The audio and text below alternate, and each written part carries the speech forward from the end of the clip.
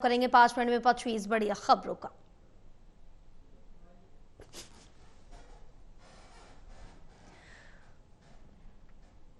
महेंद्रगढ़ में अवैध खनन को लेकर जिला प्रशासन ने शिकंजा कसना शुरू कर दिया है। पिछले 2 महीने जनवरी और फरवरी में अवैध खनन को लेकर 800 से भी अधिक वाहनों की चेकिंग की गई, जबकि 58 वाहनों को इंपाउंड किया गया। पिछले लंबे समय से जिला प्रशासन को अवैध खनन को लेकर शिकायतें मिल रही थी, जिस पर जिला प्रशासन ने कार्रवाई करते हुए विशेष टीमों का गठन किया, जिनमें एसडीएम के साथ साथ पुलिस विभाग के अधिकारी भी शामिल हैं। जिला उपायुक्त विवेक भारती ने जानकारी देते हुए बताया कि अवैध खनन को लेकर विशेष चेकिंग अभियान चलाया गया, जिसके तहत जनवरी माह में 563 वाहनों की चेकिंग की गई, जिनमें से 24 वाहनों को इंपाउंड किया गया।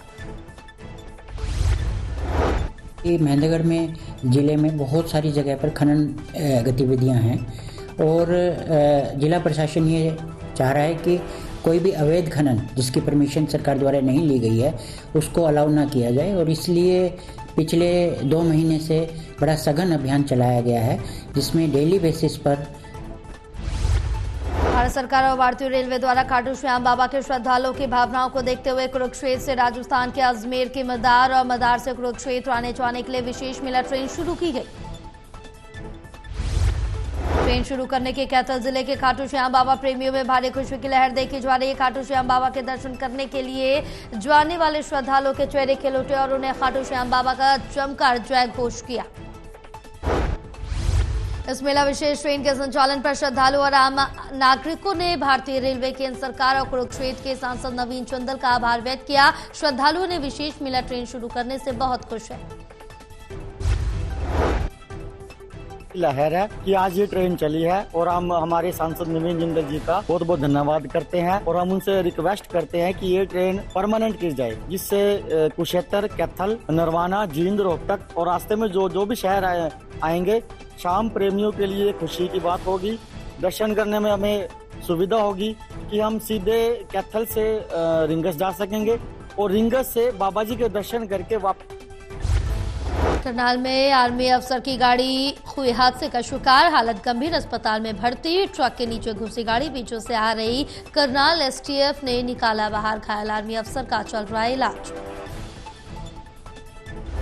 हादसा दरअसल ट्रक आ रहा था और जब ट्रक की तरफ से ब्रेक लगाया गया, क्योंकि वहां स्पीड ब्रेकर था, तभी पीछे से एक गाड़ी आ रही थी जिसकी ब्रेक नहीं लग पाई और वो गाड़ी ट्रक के अंदर जा घुसी। करनाल में हादसे से गाड़ी के अंदर व्यक्ति कई देर तक फंसा रहा। पीछे से करनाल एसटीएफ की गाड़ी आ रही थी, उन्होंने उसे निकाला। फिलहाल पुलिस पूरे मामले की जांच कर रही है। अंतर्गत पुलिस लाइन के सामने ये सूचना मिली थी कि एक गाड़ी का एक्सीडेंट हो गया है। बाद में ये पता लगा कि एक आर्मी के अधिकारी वो कार से जा रहे थे, आगे ट्रक चल रहा था, वहाँ स्पीड ब्रेकर आने की वजह से जैसे ट्रक ड्राइवर ने ब्रेक लगाए तो इन्होंने भी पीछे से ब्रेक लगाए, लेकिन गाड़ी उसके बाद में एक्सीडेंट गाड़ी का ट्रक के साथ हो गया। इस संबंध में एसटीएफ की यूनिट उधर से गुजर रही थी, उनको जैसे ही इस एक्सीडेंट के बारे में पता लगा तो उन्होंने आर्मी ऑफिसर को तुरंत हॉस्पिटल पहुंचाया। जिला जो करनाल के जो रामनगर थाना के आईयू हैं वो अभी बयान लेने गए। पानीपत में 9 मार्च को हो रहे नगर निगम चुनाव में मेयर पद के लिए बीजेपी और कांग्रेस में सीधा मुकाबला। कांग्रेस मेयर प्रत्याशी सविता गर्ग घर घर जाकर लोगों की परेशानियां जान रही और वोट की अपील कर रही हैं। कांग्रेस मेयर प्रत्याशी का कहना है कि राजनीति में आने के बाद अब वो लोगों के सुख दुख में हमेशा उनसे जुड़ी रहेंगी, क्योंकि उनका मकसद ही अब जनसेवा है। भावना से लड़ रहे हैं और कोई राजनीतिक तरीके से नहीं लड़ रही। ये मेरे घर का चुनाव है, पानीपत मेरा घर है और घर की समस्याओं को लेकर हम ये चुनाव लड़ रहे हैं। हम आम पब्लिक के बीच में जाते हैं और उनकी समस्याओं को सुना है। कांग्रेस ने प्रदेश में बढ़ रहे कर्ज को लेकर सरकार की कार्यप्रणाली पर सवाल उठाया। कांग्रेस विधायक अशोक अरोड़ा ने प्रदेश में बढ़ रहे कर्ज को लेकर सरकार से श्वेत पत्र जारी करने की मांग की। गवर्नर रेस में सरकार अपना क्या विजन है वो बताएगी, परंतु जहां तक कांग्रेस पार्टी की बात है, कांग्रेस पार्टी ने प्रदेश में बढ़ते नशे को लेकर, बढ़ते अपराध को लेकर, बेसहारा पशु जो आज बजट सत्र काफी हंगामे भरा हो सकता है। इनेलो विधायक अर्जुन चौटाला ने प्रदेश की आर्थिक स्थिति पर सवाल उठाए। उन्होंने कहा है कि प्री बजट चर्चा के लिए सुझाए गए मुद्दों को लिया जाएगा, तभी फायदा होगा जब धरातल में काम होता हुआ नजर आएगा। उसको अच्छी तरह से स्टडी करके जहाँ कहीं पर भी हमें कोई कमी पेशी लगती है हम उसे आपके आगे भी लाने का काम करेंगे और जनता के आगे भी लाने का काम। इसके दिन क्योंकि ये बजट का सत्र है और ये बजट ऐसी चीज़ होती है जो अगले 1 साल का सारा आपका फाइनेंशियल जो है प्रदेश का वो फैसला कर देती है। हरियाणा विधानसभा के बजट सत्र का आगाज होने जा रहा है। बजट सत्र के दौरान सदन में पक्ष विपक्ष तैयारियों में जुटे हैं। हरियाणा विधानसभा के बजट के दौरान सैनी सरकार को घेरने के लिए कांग्रेस में बैठकों का दौर जारी है।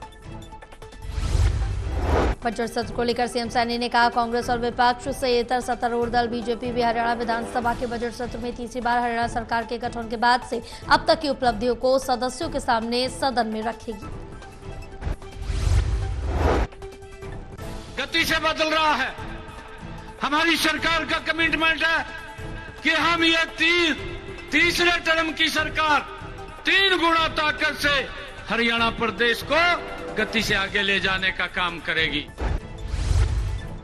हिसार में रफ्तार के कहर ने 4 घरों के चिराग बुझा दिए। हिसार के हरिकोट गांव की पुलिया के पास एक तेज रफ्तार गाड़ी अनियंत्रित होकर पेड़ से टकरा गई। इस हादसे में कार में सवार 4 युवकों की जान चली गई।